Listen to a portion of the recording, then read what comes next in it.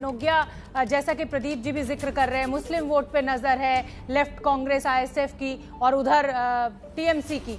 लेकिन जिस तरीके से कोरोना के रिकॉर्ड मामले सामने आ गए हैं, लोगों में किस तरह का क्या कोई डर आप देख रहे हैं या उत्साहित हैं इस मतदान को लेकर? आपने बात की होगी, हमें तस्वीरें भी दिखाइए। देखिए, मैं आपको ये तस्वीरें दिखा रही हूँ और आपको ये बता दूं कि उत्साह अपनी जगह है, प्रतिबद्धता अपनी जगह है, मजबूरी एक और कारण है। लोगों को ये पता है कि अगर वो आज अपने इस मताधिकार का इस्तेमाल नहीं करेंगे तो हो सकता है 5 साल का इंतजार करना पड़े। ये एक तस्वीर है। दूसरी तस्वीर ये कि कहीं भी मास्क लगाने में कोई कमी नहीं छोड़ी गई है या सजगता में कोई कमी नहीं है।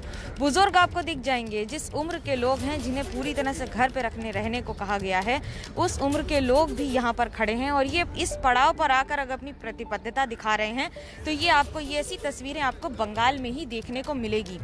मैम, अपनी कोथाई थी केस चिन्ह, आप यहाँ पर कितनी देर से खड़ी हैं वोट के लिए? आधा घंटा। अच्छा, तो अभी ये उम्र में भी वोट देने आए हैं, क्या कारण है? कोरोना में भी मास्क लगाकर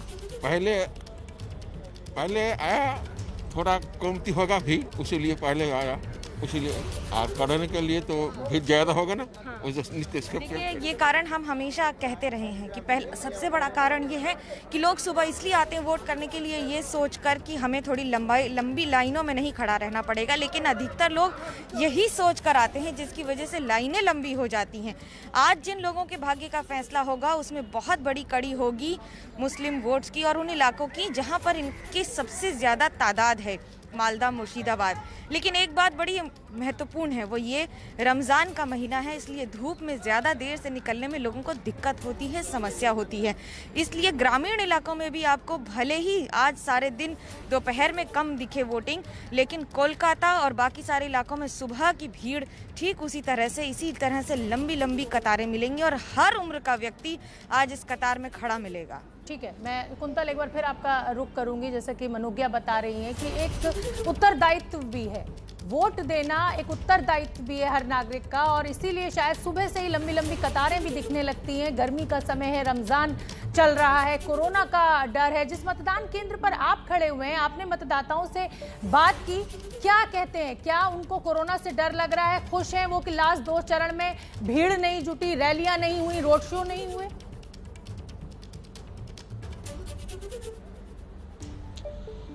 देखिए, सुबह से जिस तरह से वो खड़े हैं, ये तो पता है कि वो ये समझते हैं कि मतदान करना एक रिस्पॉन्सिबिलिटी है, और जिस तरह से खड़े हैं बड़े रिस्पॉन्सिबली सभी मास्क के साथ, सोशल डिस्टेंसिंग के साथ। 7वें और 8वें चरण में ये तस्वीर बार बार देखा गया। दादा, ये बताइए कि कोरोना का डर है, इसके बावजूद इतने लोग यहाँ मतदान करने की, क्या यही दिखाता है कि बंगाल बहुत ही रिस्पॉन्सिबल स्टेट है?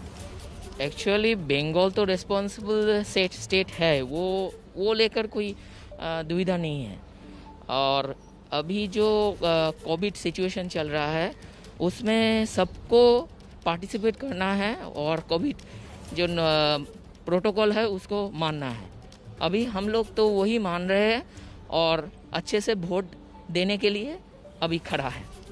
बिल्कुल, ये तस्वीर देखकर मुझे भी बहुत ही अच्छा लग रहा है शोभना की इतने भारी संख्या में लोग सुबह सुबह पहुंचे। हालांकि परसेंटेज 60% हो सकता है कोलकाता में, लेकिन कोरोना काल में 60% कम नहीं है, तो यही बड़ी बात है। और यहाँ जिस तरह से लोग खड़े हैं और अलग अलग बूथों पर यही तस्वीर सुबह से मुझे दिखाई दिया। तो 7वें और 8वें चरण में अगर किसी की जीत हुई तो वो है लोकतंत्र की जीत। बिल्कुल ठीक है। आप कुंतल मनोगिया बने रहिए। वरिष्ठ पत्रकार प्रदीप सिंह जी भी मेरे साथ मौजूद है। और मैं बता दूं कि उत्तर कोलकाता के काशीपुर की बेलगछिया विधान सीट में मतदान के लिए लोग पहुंच चुके हैं। वहां का भी तस्वीरें हम आपको दिखाएंगे, वहां का रुख भी हम